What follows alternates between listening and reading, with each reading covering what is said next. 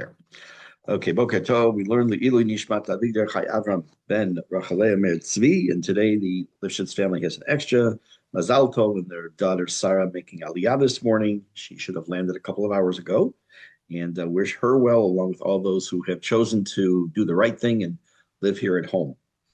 What I want to do is we're going to finish off literally one little line from a prior Mishnah before we move on. I'm going to put the Mishnah on the screen. Let's see if I get it here. Where is it? Oh, here. Okay. If you are not familiar with Sefaria, which is this website, sefaria.org, it's up here, you'll see, become familiar with it. It has a vast, huge array of texts, anything from Tanakh to all the Talmud, both of them, Shelot and Shuvot, Midrash, Haggadah, Sidurim, everything. Almost anything you would need as far as writings in Judaism, you're going to find on Safari. It has grown drastically over the years.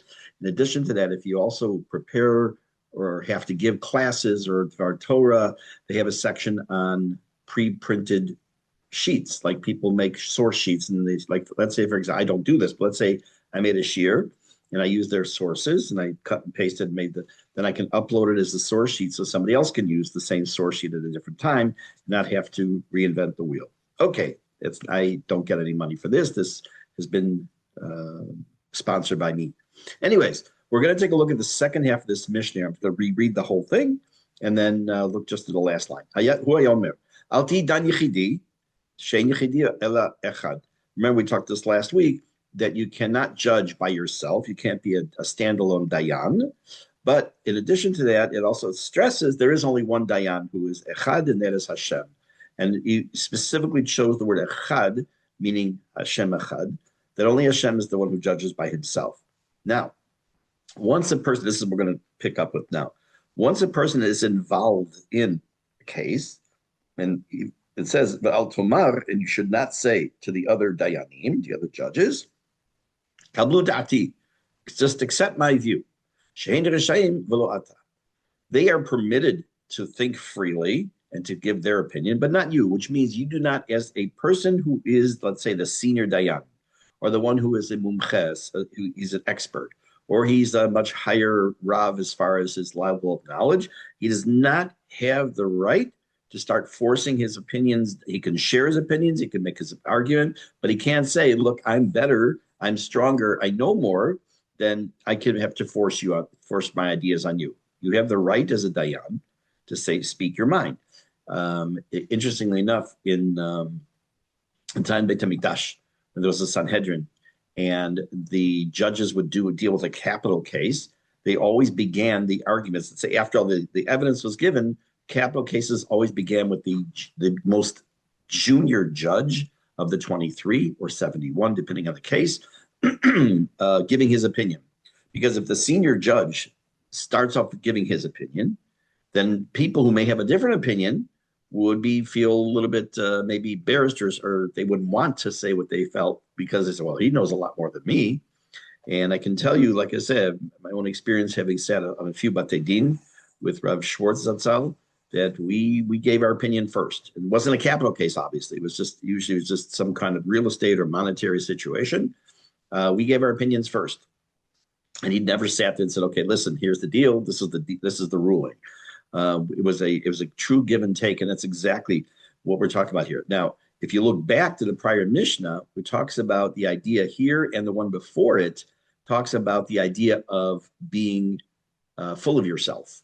That's a nice way of putting it. A person who is a balgava, who feels a lot that they're God's gift to humanity. This is also the implication here is you should not feel that just because this doesn't only apply to court cases. Let's assume for a moment that you are in a specific field. You're an accountant, you're a therapist, you're a teacher, you're a rabbi, you're a chemist, whatever this field might be. And you're in a situation of a committee, and you are the senior person. You are the one who's the expert in your field.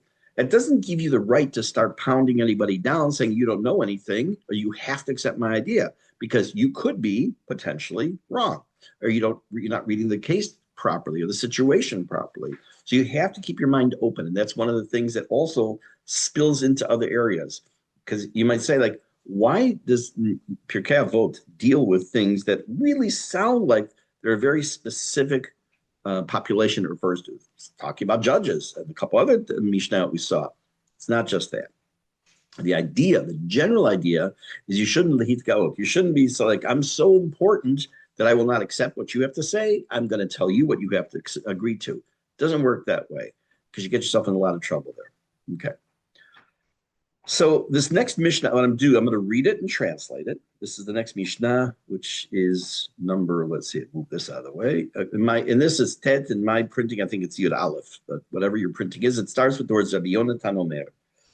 Now, I'm going to do is I'm going to read and translate, and then we're going to, that one of this Mishnah and the next Mishnah really lend themselves to not a digression, but to going into a topic that is the undercurrent of the Mishnah. We have to expand on it. Okay. And you'll see what I mean. Rabbi Yonatan Omer, Kol HaMekayem et HaTorah. Now remember, I said this before, but I haven't said it recently. We said it early on in Pirke Avot. You'll notice it says, Rabbi Yonatan Omer, he says, not Amar, he said. So in the beginning of Pirke Avot, we saw a lot of times, Hu Haya Omer, he used to say. Here we have Rabbi Yonatan Omer. It's the same concept that this was what he was known for saying. So what he would always say in the present tense. You can make a little drush out of it that he still says it to us, but whatever. But in any case, Rabbi Yonatan Omer, Kol HaMekayem et HaTorah me'oni, whoever fulfills the Torah, who learns, who keeps mitzvot, while they are in a state of poverty, they're poor, sofo l'kaimah be'osher. They will eventually be able to fulfill it when they have money, when they have wealth.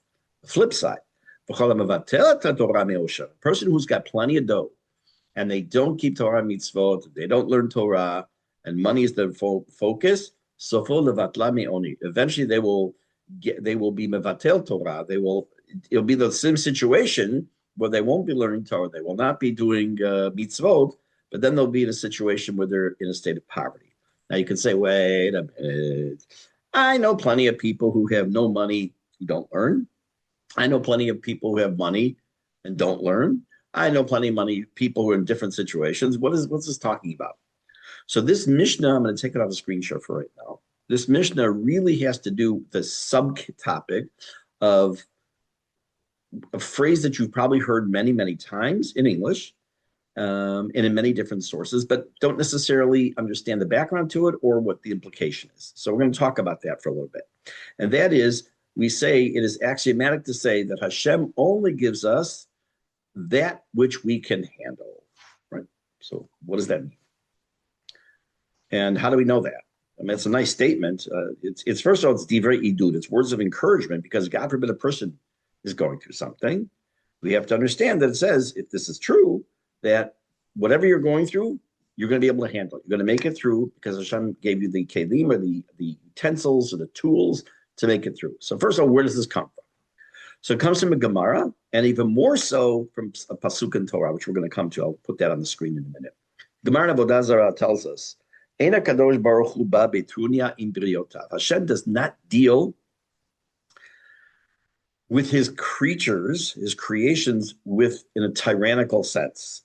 Okay, what does that mean?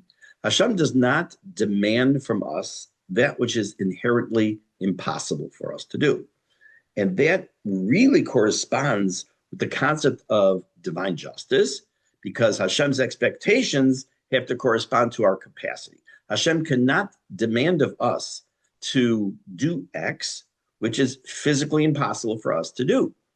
So I'm going to share with you first a cartoon, which probably some of you have seen before. It's pretty famous. For a fair selection, everybody has to take the same exam. Please climb that tree. So you have a monkey, a penguin, an elephant, a goldfish, a seal, and a dog. So obviously, they all have the same test. They have to climb the tree. But their capacities, their tools that they have are totally different. Monkey, no problem. I don't know about the penguin. I don't know about the seal. The dog probably, yes. Obviously, the goldfish can't. And the elephant certainly can't. They all get the same test. What does that mean?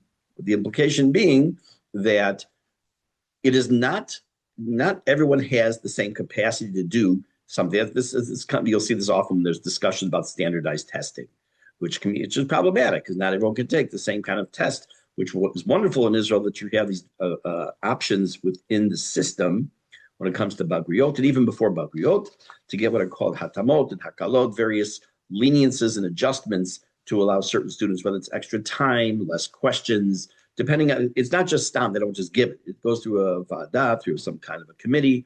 But in any case, this Mishnah is really this cartoon, the Havdil, okay? And we'll see why. Here. This is a series of psukim in Dvarim, which I'm going to read to you. If you have learned Tanya, and I'll keep bringing up Tanya because it ties in so much to these Mishnayot that we're learning. If you've learned Tanya either with me or by yourself, you will notice that there's a phrase here, which is the last pasuk, this one, which we're going to come to, which is the basis of the entire book. You'll see that in the front page of Tanya in every printing. So it says like this: Hashem has given the Torah to us. In this, he said, okay, and now he gives the following statements. Ki mitzvah hazot, this mitzvah, which means the Torah, asher anochim etzavacha hayom, what I'm commanding you today, lo nifleti mimcha, it's not too confusing and difficult for you. V'lo rechokahi, and it's not far, far out of your reach. Lo bashamayim hi, I might come back to that phrase. It's not in the heavens, lemor, that you have to say, who's going to go up to the heavens and bring us this Torah to keep? And we'll listen to the mitzvot, and then we'll keep them. In other words, it's not in the ionosphere, it's not in the stratosphere, it's not in another planet. We have to go and grab the Torah and bring it here. It's meant as a metaphor, of course. It's also not on the other side of the sea. Who's going to go on the other side of the ocean and bring it to us? And we'll listen to the Torah and we'll do it. Rather, and here's the key phrase, Ki karov elecha hadavar me'od, the thing, keeping Torah, is exceedingly close to you, beficha, in your mouth, ubilvavcha, in your heart, la'asato, to do it. This is the key, like I say, to opening up of all of Tanya. I just want to see this. 1 second.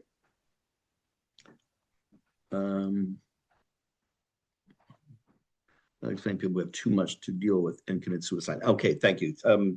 So Susie came to a question, sent me a question that is very strong question when it comes to all this. I may or may not deal with it today because I also have the same question. It's an obvious one. The question is, how does this explain people who have too much to deal with and commit suicide?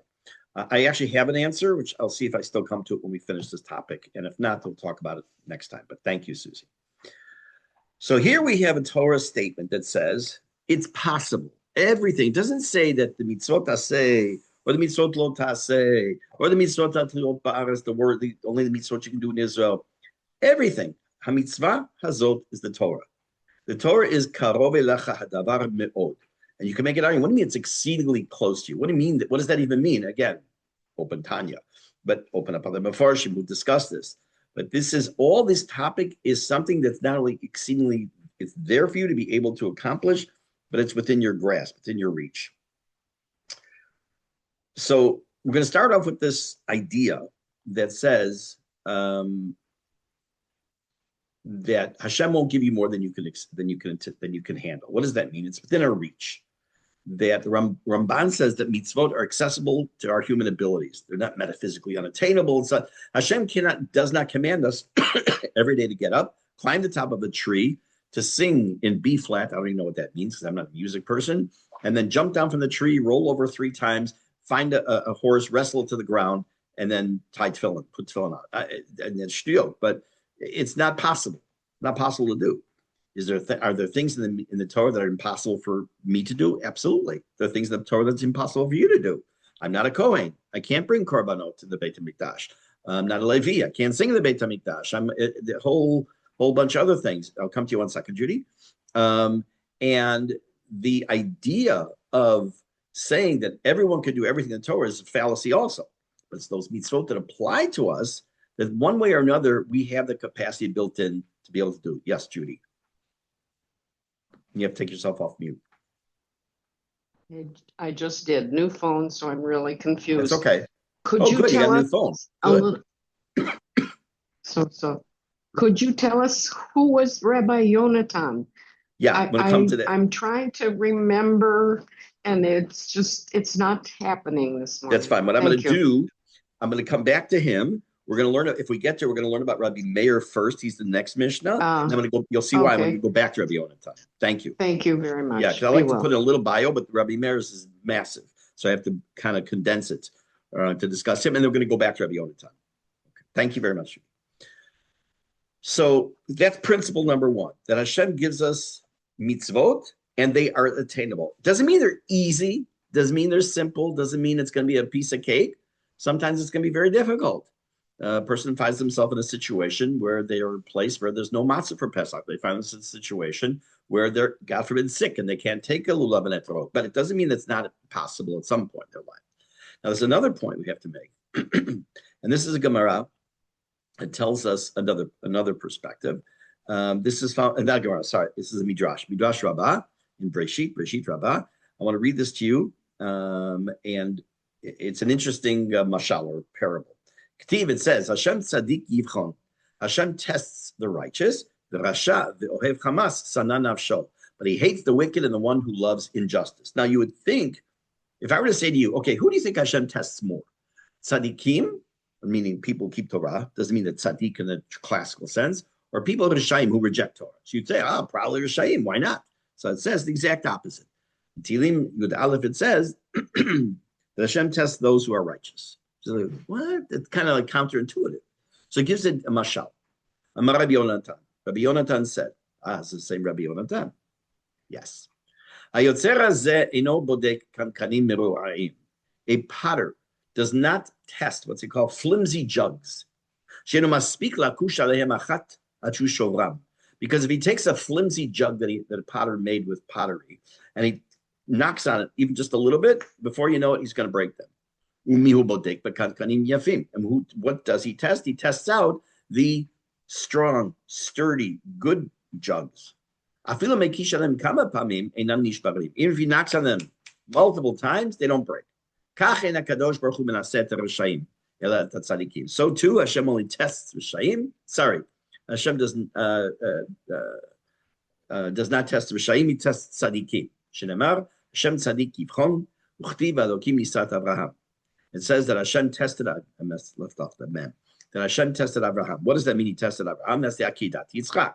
That it says it makes more sense, says the Midrash, that Hashem gives a nisayon, a test, because there exists within the person the capacity to withstand the test. It's not just, he's going to be able to pass the test. It means that that person has got the kelim and the basher husham, where he's at that point in his life, to pass the test. Does that mean the Rishayim don't go through nisyonot? Of course, they also go through nisyonot. But any nisayon we get, with the exception of what Suzu was talking about, and I'm going to give you a little answer right now, I believe, in a second. We have the capacity to withstand. What about people who come back from war with PTSD? What about people who have such mental health issues? So we're talking about somebody, my understanding from what I've read and learned over the years, we're talking about someone who's shafui, someone who's has mental capacity. A person who's already in a situation where they are at a point where their mental health is suffering, and then they have lost some of their abilities to control what happens to them and what they do with the situation, does not necessarily fall into that category. So wait a minute, you just told me Hashem doesn't give you anything you can't handle. And he gave you the PTSD. He gave you this mental health issue, right? So that's why it becomes a bit of a circular question. And I need to come back. But that's the general quick answer, but it definitely requires more of a deeper answer. So the paradigm of giving us something that we can handle, of course, is the Akedat Yitzchak, the binding of Yitzchak, where Hashem tests Abraham, with the assumption, of course, that Abraham is going to pass said test. The test was not for Hashem. The test was for Abraham himself. The Rambam makes a much more broader philosophical argument in Hilchot Shuvah, which has to do with free will. What is free will? What's Bechira Chofshit? It means that Hashem did not put me in this world as a robot. Because if I was in this world as a robot, then reward and punishment are meaningless. You turn on your faucet and it doesn't work. So you're going to take a hammer and start smashing it and breaking because it's a bad faucet, and it's being mean to you. And a faucet, it doesn't have any mind, doesn't it? It's just it's doing what it's supposed to do, which is let water come out. Doesn't work? Call my son-in-law or destroy it. But it's not choosing to not give you water. Human choice has to be meaningful. It requires real possibility. If someone puts a gun to your head, there's no free choice in what you're about to do. Free choice means you have an actual possibility to choose from. And therefore, Hashem cannot command that which is impossible. Again, otherwise, reward and punishment is meaningless. And this idea is all you'll find throughout Rambam's Hilchot Tshuva. It comes to the rules, regulations of person doing tshuva, of trying to come back and do the right thing after having messed up.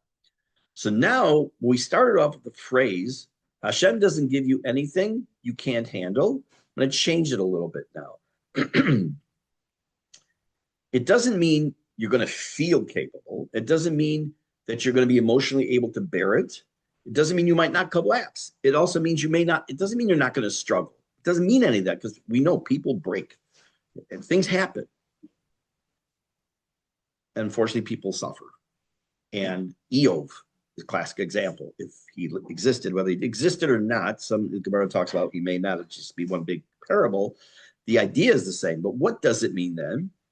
That there exists within each one of us the spiritual capacity to respond.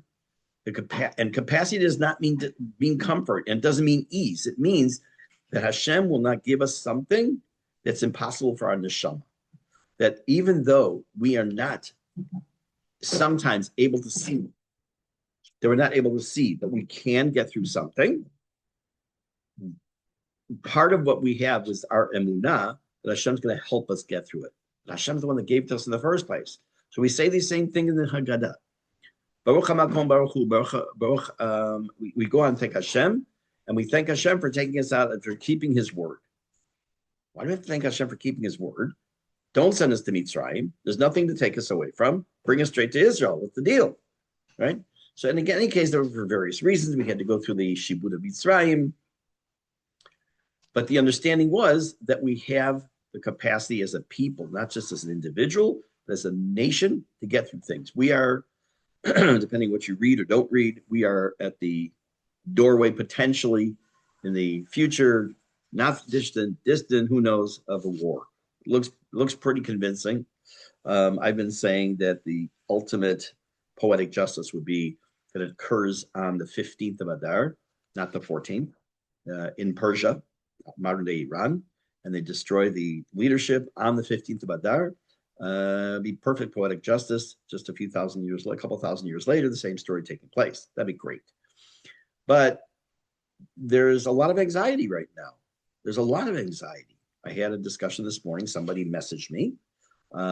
She and her husband are planning on flying tonight out of the country for a few days vacation. And they have a few kids at home who are old enough to be by themselves. Is it responsible? Is it irresponsible? Can I go and have fun knowing that this may be coming? So I said, I can't give you an answer. I gave you my opinion, but I'm not telling you. I never tell somebody what to do unless it's absolutely black and white, because you got to make your own shikul. But, it's on everyone's mind. Have something extra in your mamad. Be prepared. Make sure your phones are charged. There's nothing wrong. That's not a lack of emunah. That's exactly what you're supposed to do. You don't rely on a miracle. And so, but it means that Hashem is going to bring something to this world potentially that is going to be something that's going to be traumatic for a lot of people, obviously. But we have the capacity to get through it. Bezrat Hashem. So a different way of formulating the idea that Hashem only could give you what you would handle. Maybe Hashem doesn't obligate a person in a way that removes his bichira chofshit. I'm going to say that again and explain. Hashem does. By the way, this is this Mishne. This is not. I'm just digressing. This is this Mishne. We'll see how in a minute. Hashem doesn't obligate a person to do something that removes his bichira, because every nisayon has in it an element of I have to choose one thing or another, and by doing so, I'm making this choice. If I didn't have a choice, then he's putting me in a situation where my bechira is gone. So he's not giving me something I can't handle. He is giving me something, not that I can't handle. I don't have the tools to handle it. So instead of saying Hashem doesn't give us something that we can't handle, which is true, we could also rephrase it. Hashem doesn't obligate a person to something or do something that would remove his bechira chofshit. That's another way potentially of saying it. So I'm going to put the Mishne back on the screen.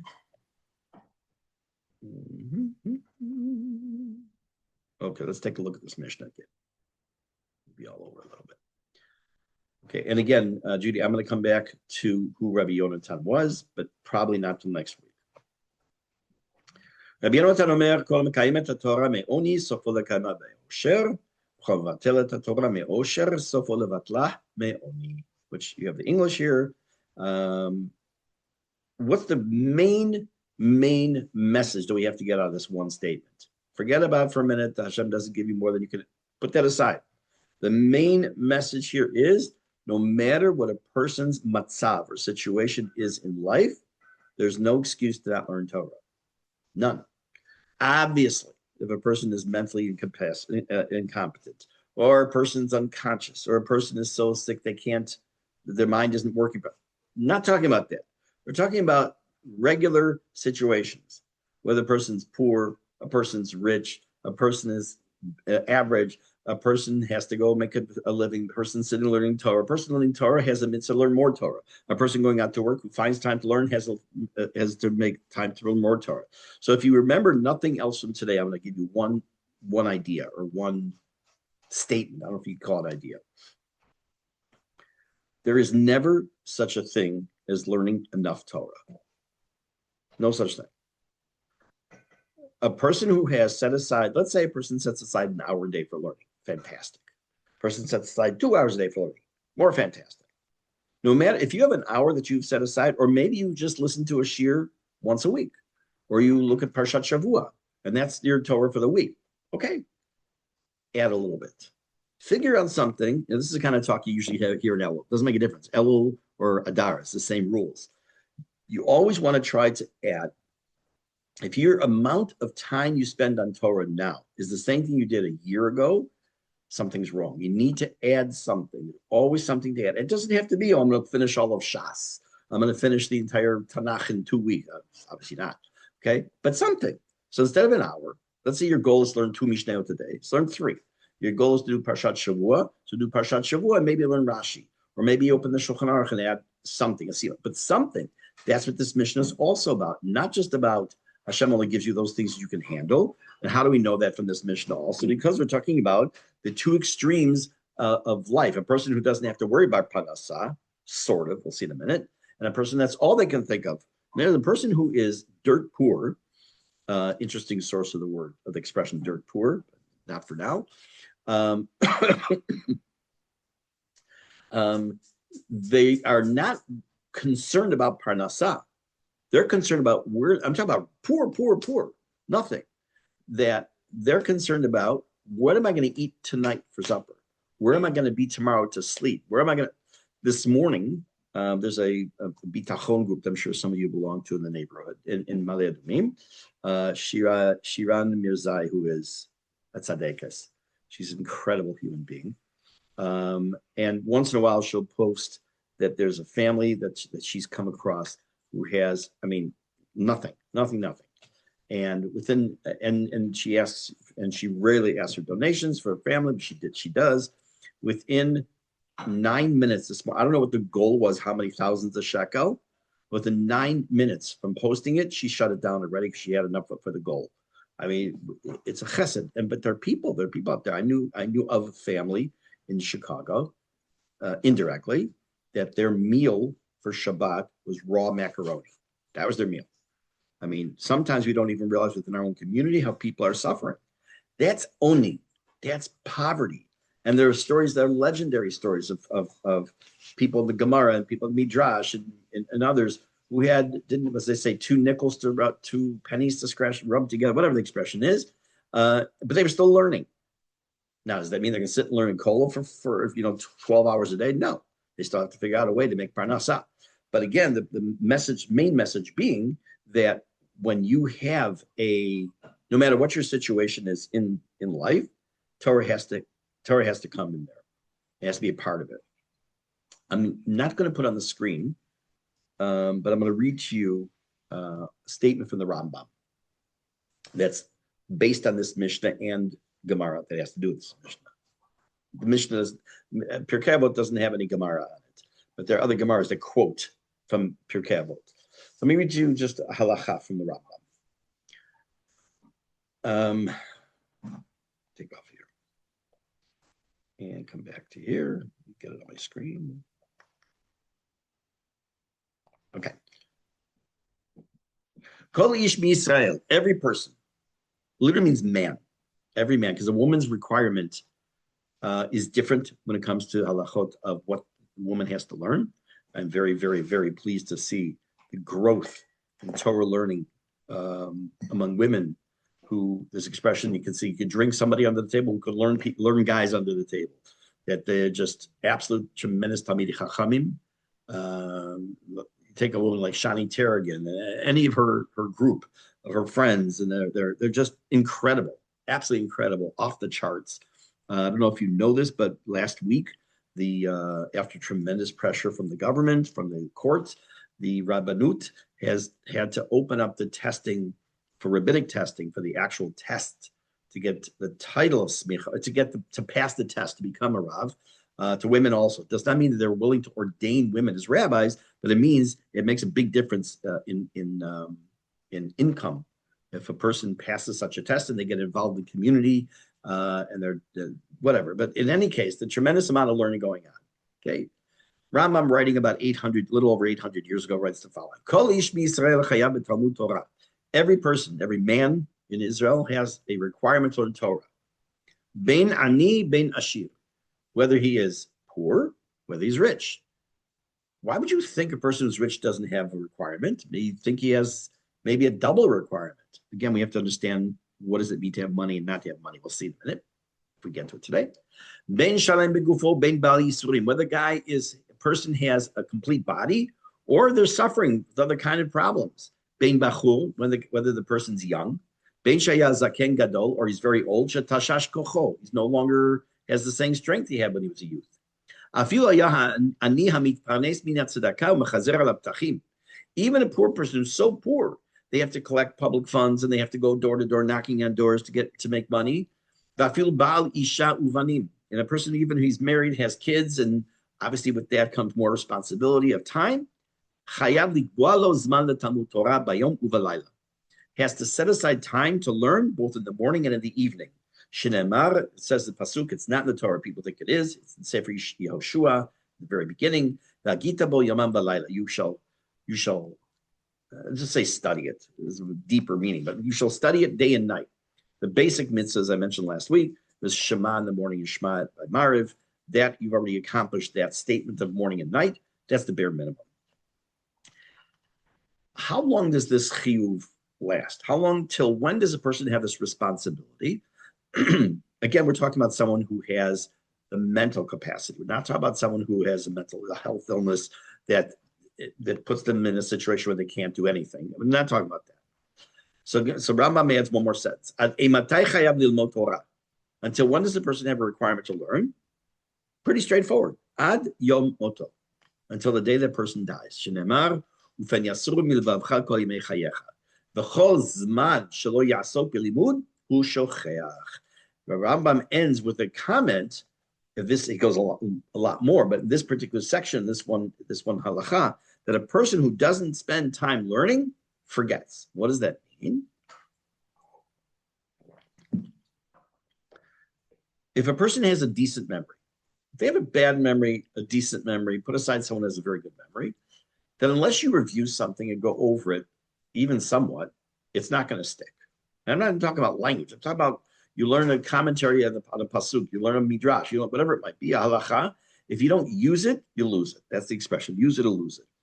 A person has a great memory. That's wonderful. They're blessed. But a person who has an average memory really has to review things and go over. That's why there's a halacha that's brought to Shulchan Aruch. It's actually mentioned at the end of Masechet Megillah, I think, that Shloshim Yom Kodem Achag, 30 days before the holiday, you start to discuss and learn the halachot of the upcoming Chag, which is why some people have a custom, on Shushan Purim, for example, to start learning Hilchot Pesach, because it's exactly 30 days prior to Pesach. 30 days before Sukkot, 30 days before Shavuot. What do you have to learn before Shavuot? But what about cheesecake? That's its own topic, not for now. But before a Chag, you have to go over. I've said this many, many times. One of my pet peeves among my 2,347 pet peeves is how people prepare for some people prepare for Rosh Hashanah. That is, they take their boxes off the shelf as they're about to go to shul on the night of Rosh Hashanah, blow the dust off, and go. That's not preparing. That's not preparing at all. And I'm not even talking about the halachot. I'm talking about the spiritual preparation, the physical preparation. You get my point. We're going to talk about this Mishne again now. Let's continue on it. And the Mishnah seems to put into the same category a person who's rich and a person who's poor as far as a nisayon, as far as a test. I can fully understand that being poor I have, thank God, never been in a situation where I had nothing. Well, except the day I got engaged. The day I got engaged, I had $18, no job, no car. Okay. But since then, thank God, I've never been poor. And I've never been tested with poverty. Poverty is a test. It's a nisayon. How in the world and it's known that osher or wealth is a huge test also. And sometimes some have said it's even a greater test than nisayon, than having no money. A person who's a person who's poor, is focused all the time, trying to make money, trying to find food, trying to find potentially shelter, a parnasa of some sort. When can they learn? It's very hard. They have to squeeze it in somehow. A person who is rich, you might think, well, big deal. They have the ability, they have the time, but you have to think about it. We already saw a phrase in Pirke, the more stuff you have, the more worries you have, more problems you may have. You may have to close a deal. You may have to fly suddenly to Chutz La'aretz for an important meeting. You may have to. The person's head is tafus. It's busy thinking about, is this going to happen? Is the market going to crash? Am I going to lose half of my wealth?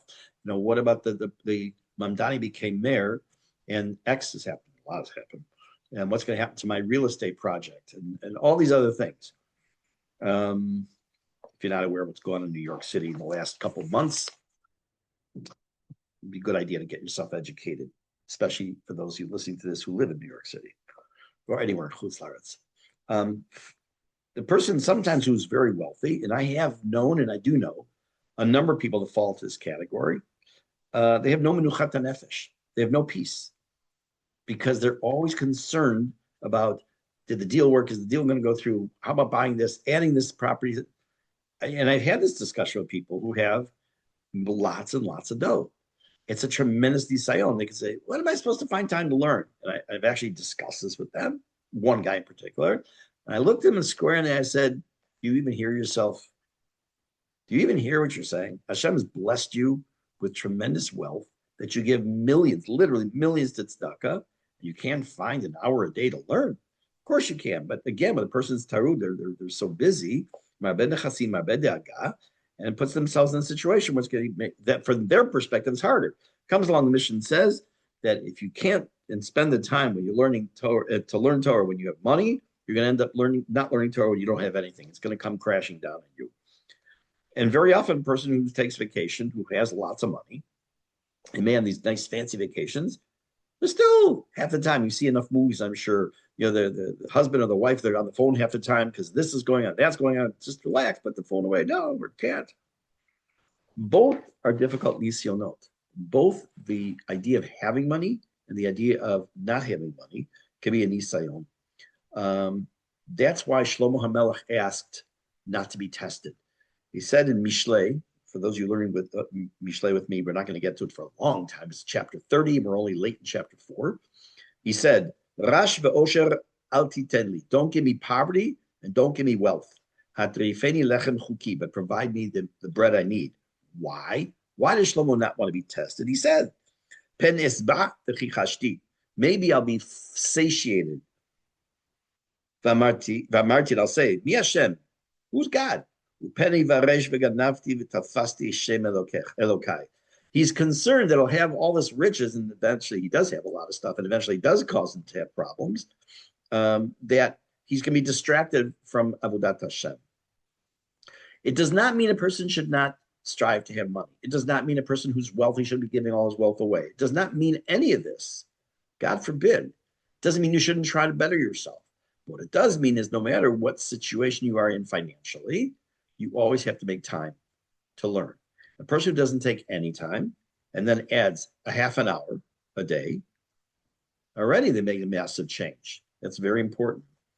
In a rich person, there is hidden potential danger of gava. And what is gava? Again, it's pride. And that gava can push away Hashem. There's another pasuk which I'll close with now. In the end of Dvarim, Vayishman Yeshurun Vayivi'at.